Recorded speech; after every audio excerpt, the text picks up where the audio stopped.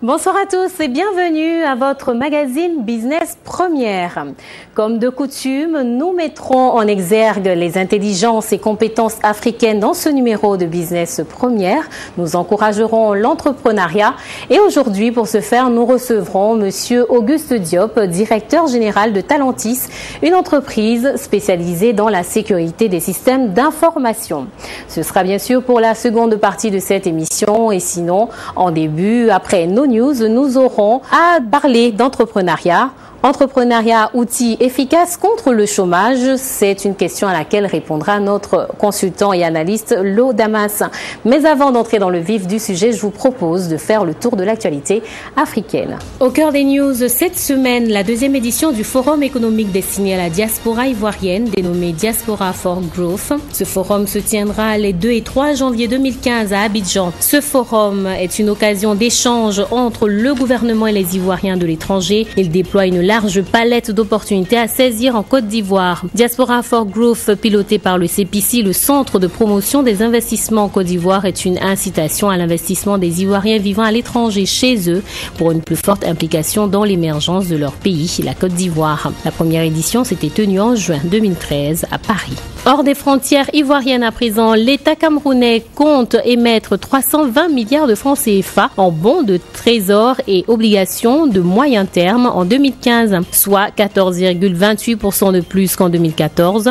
Ces fonds devraient servir à financer des projets d'infrastructure comme l'a annoncé Alamine Ousmane May, le ministre des Finances. Le pays table sur une croissance de 6,3% de son produit intérieur brut cette année contre les 5,8% enregistrés l'année précédente. Libreville a donné son accord à la fusion des filiales gabonaises de Maroc Télécom et Etisalat. Le pays cherche également à mettre en vente une licence d'opérateur virtuel. En effet, cette décision fait suite à l'acquisition de 53% des parts de Maroc Télécom par Etisalat. C'est donc Gabon Télécom, environ 40% de parts de marché du mobile, qui absorbera Move, qui n'en détient que 7%. Dans la foulée, le ministre de l'économie numérique, de la communication et de la poste, Pastor Ongwa Némé, a décidé de mettre en vente une licence d'opérateur virtuel. Orange aurait déjà été approché. Voilà tout pour les news cette semaine. Bonsoir Damas. Bonsoir Christiane. Merci d'être encore une fois avec nous. Merci également. Alors au cœur de nos échanges ce soir, l'entrepreneuriat comme outil efficace de lutte contre le chômage. D'après vous, est-ce un outil qui marche vraiment? Pour répondre à votre question, on dira simplement que l'entrepreneuriat est une question fondamentale, une question pertinente face à la montée en puissance, j'ai envie de dire, du taux de chômage dans plusieurs pays africains. L'entrepreneuriat se présente donc comme un outil important qui permet de juguler un tant soit peu la montée du chômage. Comment est-ce que cela se passe? Quels sont les enjeux qui tournent autour de cette question? Nous aurons le temps de le développer tout à l'heure. Et justement, je vous propose d'avoir un début de réponse dans notre reportage. La question de l'emploi a toujours été une préoccupation pour tout État qui se veut très regardant sur la politique économique du pays. Pour ce qui est des pays africains en particulier, trouver du travail pour la population active constitue un défi majeur. De récentes statistiques permettent d'établir que le taux de chômage au Botswana avoisine les 17,7%. Au Nigeria, il est estimé à 7,5%. En Afrique du Sud, on avance plutôt une valeur de 25,2%. Quant au Maroc, il affiche un taux de chômage évalué à 9,2%. Pour ce qui est de la Côte d'Ivoire, les résultats d'une enquête publiée en 2013 par l'Agence pour la promotion de l'emploi faisaient ressortir un taux de chômage tutoyant les 9,4%. La saturation des postes à la fonction publique, l'insuffisance d'entreprises pourvoyeuses d'emplois et l'inadéquation entre la croissance de la population active et le nombre d'emplois offerts peuvent être mentionnés comme quelques causes contribuant à l'extension de cette situation de chômage. Et l'alternative qui est de plus en plus privilégiée par les gouvernements est l'encouragement à l'initiative privée par la création d'entreprises. L'existence de plusieurs opportunités d'affaires dans la plupart des pays africains à l'assaut de l'émergence et la floraison de jeunes diplômés en perpétuelle quête d'emploi emmènent les autorités politiques à privilégier l'entrepreneuriat comme l'outil de lutte contre le chômage. Pour les pays développés, aujourd'hui, la réalité est là pour la tester. C'est qu'aujourd'hui, à cause du tissu entrepreneurial qui est très fort, aujourd'hui, ils arrivent à absorber le chômage des jeunes gens. Pourquoi? Parce que l'État ne crée pas la richesse. L'État a des limites en termes de besoins de ressources humaines. Mais le reste, qui doit créer les emplois? Ce sont les initiatives privées.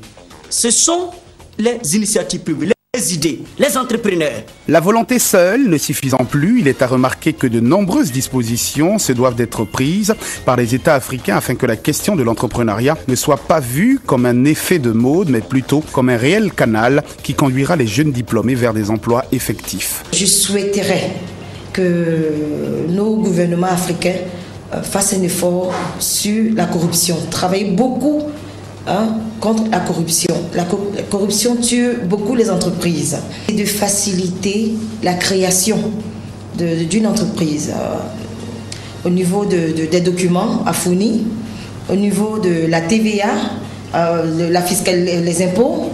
Il est vrai que le parcours de tout créateur d'entreprise est jalonné de difficultés incessantes. Créer son entreprise nécessite donc des qualités de courage, de persévérance, de combativité et de rigueur dans la gestion. La problématique du chômage concernant à la fois les hommes et les femmes, le développement d'activités génératrices de revenus ne devrait plus se voir attribuer un caractère masculin.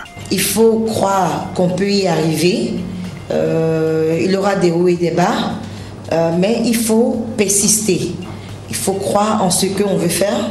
Il faut être sérieux. Il faut surtout vivre en dessous de ses moyens.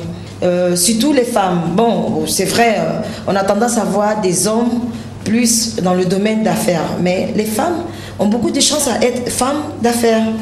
Et en tout cas, j'incite nos sœurs africaines de beaucoup s'investir dans les affaires. L'heure n'est donc plus à la recherche à tout prix d'une intégration à la fonction publique. L'aspect très rétréci de cette option devra emmener tous les jeunes diplômés africains à développer davantage de start-up. C'est de dire aux jeunes africains, it's the time, c'est le moment de prendre son destin en main, en étant sérieux, en quittant les sentiers battus de la politique. Parce que la politique c'est un art, il faut dire la vérité aux gens. En abandonnant la voie de la facilité et en acceptant de se mettre sérieusement au travail. Que l'Afrique se lève et que les Africains prennent des initiatives.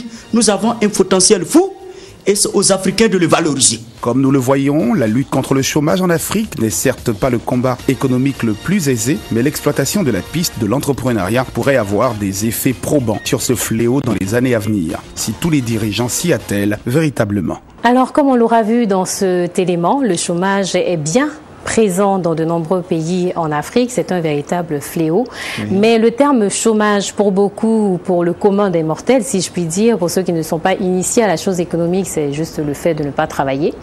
Mais pour parler économie, nous sommes quand même dans Business Première. D'un point de vue macroéconomique, comment définit-on le chômage? Comment se présente-t-il? Ok, de façon simplifiée, le Bureau international du travail estime que toute personne qui est âgée de 15 ans au moins, qui est sans travail, qui est disponible pour travailler et qui veut trouver un emploi, peut être qualifiée de personne étant au chômage. Donc lorsque vous ne travaillez pas, vous êtes qualifié de chômeur. Et au niveau macroéconomique, c'est l'agrégat qui permet de mesurer le taux de qui permet de mesurer ce taux est bien évidemment le taux de chômage. Comment est-ce qu'on calcule le taux de chômage? Vous faites simplement le ratio entre le nombre de chômeurs et la population active. D'accord? La population active, c'est la population dont l'âge est compris entre 15 et 65 ans. On estime que cette population-là a les facultés, a la possibilité de travailler. Donc, au sein de cette population, le nombre de personnes qui ne travaillent pas, quand vous faites le ratio, comme je le disais tout à l'heure, vous débouchez donc sur le taux de chômage. Eh bien donc, comme on le disait tantôt, le chômage c'est un fléau et pourtant en Afrique on parle de plus en plus de croissance et même pour les investisseurs le continent d'avenir. Oui. Alors comment se fait-il qu'il y ait des potentialités énormes sur le continent mais qu'il y ait autant de chômage? Selon vous, quelles sont les causes? Oui, les causes peuvent s'expliquer par plusieurs facteurs, j'ai envie de dire. Le premier facteur, c'est qu'on constate qu'il y a une inadéquation totale entre la croissance de la population active et le nombre d'emplois qui est offert par les différentes entreprises. Donc beaucoup de personnes veulent travailler, mais en face, vous n'avez pas beaucoup d'emplois. Donc il y a un déséquilibre qui est observé et cela engendre le chômage. Le second élément, c'est que dans chaque pays, au niveau de la fonction publique, on constate qu'il y a une certaine saturation au niveau des différents postes. Donc l'État, le gouvernement ne peut plus offrir du travail à tout le monde. Et du coup, cela engendre donc la hausse du taux de chômage.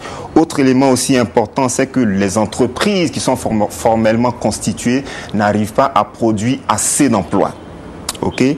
J'insiste aussi sur un élément important, c'est que la pression fiscale exercée par certains gouvernements pour pouvoir financer le budget fait qu'il y a beaucoup d'entreprises qui sont victimes de tout ce qui est redressement fiscal et qui sont obligées de mettre la clé sous le paillasson et cela crée indirectement aussi la croissance du chômage parce qu'il y a beaucoup de personnes qui sont mises à la porte et finalement elles sont encore obligées d'aller chercher des emplois dans d'autres entreprises. Et je prends également en compte le volet sécuritaire. On constate qu'en Afrique, il y a beaucoup de pays où il y a des guerres, des conflits armés, etc. Lorsqu'il y a conflit dans un pays, les entreprises sont prises tout de suite en partie. Il y a des entreprises qui ferment, il y a des entreprises qui sont totalement détruites et de facto, cela entraîne donc plusieurs personnes qui sont mises au chômage. Donc il y a autant de facteurs qui permettent que le chômage est entretenu et c'est pourquoi il y a d'autres pistes qui sont explorées, notamment la piste de l'entrepreneuriat. Et donc justement pour pallier ce déphasage entre offre et demande d'emploi, oui, les États donc encouragent l'entrepreneuriat, mais la question est de savoir si les accompagnements existent, s'ils existent et sont mis en pratique. Oui, il y a beaucoup de dispositions à prendre. Les différents gouvernements doivent prendre des dispositions pour justement concrétiser cet outil-là. Il faut accompagner les entreprises, leur donner l'opportunité de créer avec certaines facilités. Oui, justement, ça dit au niveau fiscal, par exemple, les entreprises ont besoin d'exonération. Lorsque vous créez votre entreprise, la première année déjà, si vous pouvez avoir des exonérations d'impôts, la seconde année, etc., cela allège vos charges et ça vous permet d'employer beaucoup plus de personnes. Et au niveau de la réglementation aussi, les agréments qu'il faut avoir, tout ça pour créer des entreprises, ça peut constituer des balises, ça peut constituer même des freins pour certains entrepreneurs qui veulent se lancer dans certains secteurs d'activité.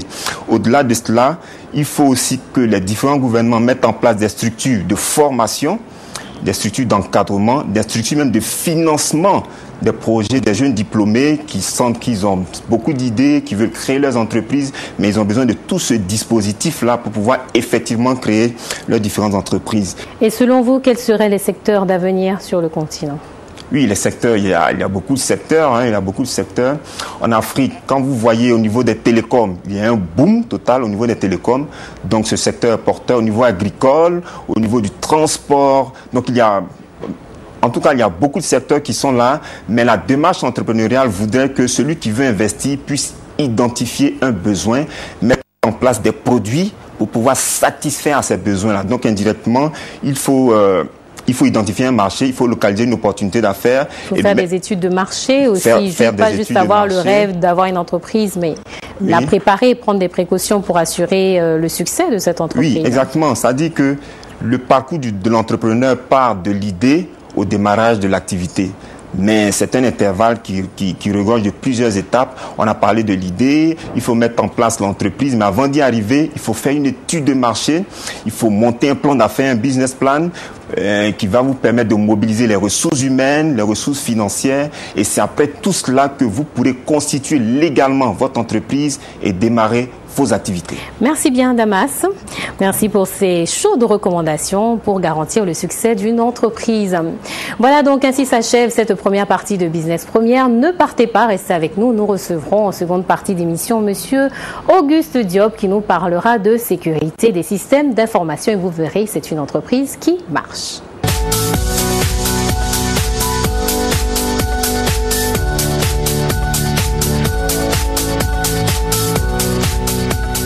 Vous êtes êtes sur Vox Africa, merci de nous suivre. Business Première continue. Et dans cette seconde partie d'émission, j'ai envie de dire que nous recevons un auguste invité. Il s'agit de monsieur Auguste Diop, directeur général de Talentis, entreprise spécialisée dans la sécurité des systèmes d'information. Bonsoir monsieur Diop. Bonsoir madame. Bienvenue sur notre plateau. Et merci de nous recevoir. Alors, avec vous, nous allons revivre votre fabuleuse aventure Talentis. En quelques mots, comment présenteriez-vous cette structure? J'avoue que c'est une belle petite aventure. Talentis est parti d'une idée très simple, d'occuper un segment du marché des TIC qui, essentiellement, à l'origine, était adressé par de grosses multinationales. Et nous, en tant que partenaires locaux de tout ce qui est solutions informatiques, on a bien compris que le segment d'entreprise ivoirienne agissait seulement que sur la partie primaire, j'ai envie de dire, de l'activité. Donc c'était tout ce qui était hardware et tout ce qui était logiciel de base. Donc toute l'activité à forte valeur ajoutée était essentiellement adressée par les entreprises étrangères. Nous, Talentis, on s'est positionné à la suite d'un constat qui s'est fait aux alentours d'une prise de conscience, aux alentours de 2006-2007, d'une prise de conscience que nous avions notre part à faire dans cette partie de l'activité économique. Donc nous sommes partis avec cette idée. Nous avons démarré, nous étions 3. C'était en 2008. L'entreprise a été créée en 2007, nous avons démarré nos activités en 2008. 3 personnes. C'est vrai qu'à notre 6e exercice aujourd'hui, en 2014, la progression a été belle. Ça, vous allez nous en parler un peu plus tard. Un peu plus tard. Nous avons hâte d'ailleurs de savoir quelles sont les différentes étapes que vous avez franchies pour en être là où vous êtes aujourd'hui. Mais avant, je vous propose de voir en reportage. Créé en 2007, Talentis est un intégrateur de solutions en technologie de l'information. Si Talentis a démarré ses activités avec seulement 3 personnes, aujourd'hui Talentis est une équipe forte de 22 personnes menée par le directeur général Auguste Diop qui nous expose ici les principes directeurs de leurs activités. L'évolution même de notre environnement, en particulier poussé par la croissance des télécoms, nous obligeait à adresser des spécificités vraiment sur le marché de tout ce qui est éthique. Donc en termes de complexité, en termes de bien entendu de valeur ajoutée. Les performances de Talentis s'appuient sur une expérience prouvée des produits leaders du domaine tels que Fortinet, pour lequel Talentis est revendeur certifié, Gold Partner. Les performances de Talentis s'appuient sur une expérience prouvée des produits leaders du domaine tels que Fortinet, pour lequel Talentis est revendeur certifié, Gold Partner, et agréé pour l'Afrique de l'Ouest francophone. Cette entreprise propose des services spécifiques en matière de gestion des menaces unifiées, optimisation des réseaux, communication unifiée, livraison d'applications, formation, audit et conseil. Des équipes techniques sont affectées à la mise en œuvre et suivi des solutions intégrées tout en assurant divers services après-vente ou après installation pour la satisfaction optimale des clients. Alors donc, c'était là une petite immersion au cœur de votre entreprise, Talentis, qui est partie toute petite, de 3 personnes et qui en est aujourd'hui à un personnel d'un peu plus de 20 personnes. C'est ça, nous sommes 22. Alors, créer une entreprise en Côte d'Ivoire ou en Afrique d'une façon générale n'est pas chose aisée. Il y a un parcours semé d'embûches, il y a des péripéties à gravir. Et donc, quel a été votre parcours, le vôtre en particulier ? Écoutez, c'est d'abord une vision qui doit correspondre à une adéquation avec le marché. C'est une offre que vous allez porter, cette offre doit rencontrer l'adhésion de la demande du marché. C'est déjà ça l'élément fondamental. Si vous avez envie de faire quelque chose qui ne correspond pas à un besoin du marché, c'est peine perdue. Ensuite, il y a les moyens pour arriver à la réalisation de ces objectifs. Ça reste d'abord des moyens humains. Et ça, je pense qu'en Côte d'Ivoire, on regorge de pas mal, suffisamment d'ingénieurs ou de cadres formés dans ce sens. D'ailleurs, je rappelle que vous mettez en point d'honneur à embaucher des jeunes cadres dynamiques, locaux, au lieu d'importer des intelligences. Talentis, c'est 100% d'ingénieurs ivoiriens, c'est aussi 100% de capitaux ivoiriens. C'est une entreprise ivoirienne à 100%. Et comme je dis, nous utilisons des ingénieurs formés dans des écoles ivoiriennes. Voilà, des écoles d'élite, certes, comme l'INPHB ou d'autres établissements que je n'ai pas envie de citer parce qu'ils sont privés, mais c'est essentiellement des ressources ivoiriennes. Et donc, au-delà des ressources du personnel que donc vous avez eu pas de mal à trouver, il y a aussi, je suppose, les problèmes de financement. Absolument, parce que la première des choses, c'est d'avoir accès à des ressources humaines certes former, mais il faut ensuite les qualifier. La qualification de ces ressources nécessite des moyens, et des moyens financiers. Les moyens financiers, au départ, c'est parce qu'il il y a en abondance dans l'entreprise. Et à ce moment-là, il faut déjà produire pour pouvoir avoir des ressources. Et donc, c'est vrai qu'on est parti sur des éléments de base pour pouvoir proposer ensuite, parce que nous, le niveau de complexité de notre offre est tel que vous fonctionnez en mode projet. Vous adressez donc des spécificités, des problématiques spécifiques par exemple, aux telcos ou aux banques. Et donc, c'est en général en mode projet. Et vous mettez, pour les amener à maturation, entre 6 et 8 mois, voire 1 an. Donc, pendant ce temps, vous devez vivre. Mais en même temps, pendant ce temps, vous devez monter en compétences. Et quand vous réalisez votre projet, vous êtes peut-être payé que 3 mois plus tard. C'est assez complexe. Donc, le besoin de fonds de roulement, il est quasiment immédiat. Le besoin de financement du projet, j'ai envie de vous dire qu'il est crucial, mais en même temps, il faut porter le projet avec des éléments probants, des éléments qui rassurent le partenaire financier, qui lui montrent que vous vous engagez dans une voie qui n'est pas certainement une aventure, mais qui peut permettre à votre entreprise d'être pérenne. Dans votre fonctionnement, pour pouvoir faire face aux besoins de trésorerie, est-ce que vous avez souvent recours à des partenaires bancaires, à des soutiens financiers en ce sens? Nous avons tout le temps besoin de la banque. Parce qu'un projet, en général, qu'est-ce qui se passe? C'est un peu le syndrome du serpent qui se mord la queue. Le client accepte de travailler avec un partenaire qui est censé être financièrement viable. Il donne donc souvent des acomptes minimes pour que le partenaire démontre sa capacité à autofinancer son projet.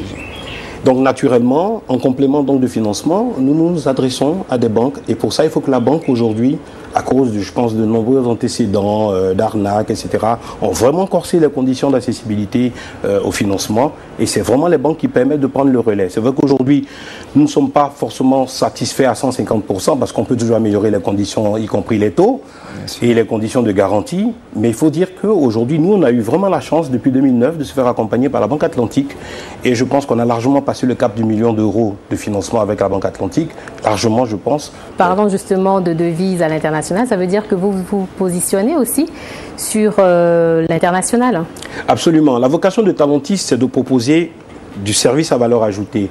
La croissance est vraiment portée par les télécoms en Afrique. Et pour nous, c'est là où il y a la complexité des services à mettre en œuvre. C'est là où il y a vraiment de réelles complexités en matière de sécurité des systèmes d'information. Mais c'est là aussi il y a beaucoup de ressources. Donc vous êtes sûr que vous engagez sur un projet avec une entreprise télécom, vous allez vous faire payer. Et vous avez la possibilité de démonter votre savoir-faire parce que là, il s'agit de haute disponibilité. La connexion, Internet, la messagerie, la téléphonie, elle marche à l'instant où elle ne marche pas. Voilà. Une question, Namas. Oui, on va essayer de voir un peu quelle est votre stratégie marketing. Comment vous faites pour vous démarquer de la concurrence? Qu'est-ce que vous apportez comme valeur ajoutée, étant donné que vous êtes bien sûr en concurrence avec d'autres entreprises? C'est pas très complet. On a eu un positionnement différentiel de base. Nous avons décidé de ne pas nous engager sur le marché de masse, qui était le marché, vraiment, comme j'ai dit, du hardware. Donc, vraiment la brique de base. Dès que vous vous positionnez sur le secteur de la valeur ajoutée, déjà la concurrence, elle est moindre. Parce qu'en termes de qualification de ressources, très peu d'entreprises acceptent de certifier leurs ingénieurs pour la simple raison qu'ils disent après c'est récupéré par la concurrence et ainsi de suite. Donc c'est vrai que l'aventure de Talentis s'associe aussi à une réelle aventure humaine parce qu'il a fallu vendre un projet, pas seulement d'entreprise mais un projet de vie aussi au personnel qui a adhéré et c'est vrai qu'en termes de turnover on en a très peu au niveau de l'entreprise. Donc on a pu constituer une équipe stable depuis 5 ans, 6 ans qui a progressé tant en compétences. C'est vrai qu'ils étaient tous célibataires. Aujourd'hui, la plupart sont mariés avec des enfants. Donc, c'est une réelle aventure, vous comprenez. Mais donc, cette qualification et la complexité donc, des offres qu'on propose fait qu'au sommet de la pyramide, nous sommes très peu à pouvoir se challenger.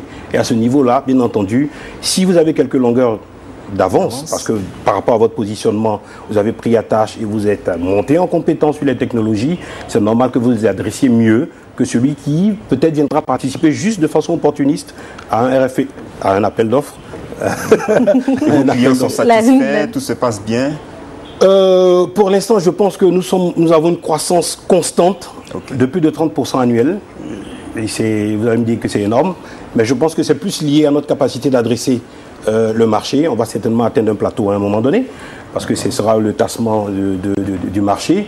Et bien entendu, on devra faire preuve aussi d'innovation par rapport à tout ce qui se met en œuvre. Il y a de réelles mutations technologiques.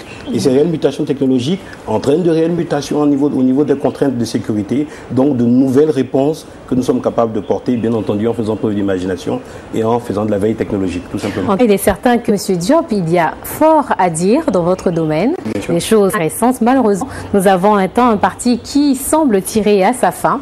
Alors, vous qui êtes aujourd'hui notre business model, on l'aura compris, vous êtes parti de rien avec une équipe toute petite de 3 personnes. Vous en êtes aujourd'hui un peu plus de 20 personnes. Vous avez bénéficié d'un apport ou d'une aide financière de près de 1 milliard de francs CFA. Le parcours n'a pas toujours été facile et pourtant ils sont nombreux, ces jeunes ou moins jeunes, qui ont envie d'en prendre. Quels seraient vos mots pour les encourager à se lancer dans l'entrepreneuriat? Alors, j'ai envie de résumer tout ça en 2 mots. Humilité et audace. Humilité tout simplement parce que je dis dans ce milieu, ce qui compte, c'est l'effectivité de ce que vous délivrez. Et donc, probant, c'est palpable. Mais pour ça, il ne faut pas fanfaronner. Il faut s'appuyer vraiment sur une réelle assise de connaissances et de maîtrise technologique. Ensuite, l'audace, c'est juste dire que rien ne doit nous arrêter.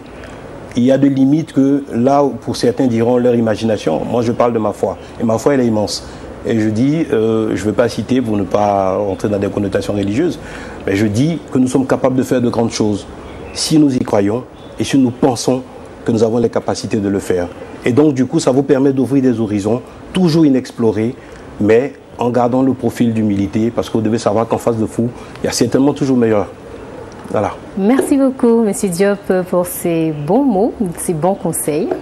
Merci à Damas aussi d'avoir été avec nous d'habitude. Merci à vous d'avoir été au rendez-vous. Et en tout cas, rien ne pourra nous arrêter. Nous vous retrouverons jeudi prochain, toujours avec le même plaisir.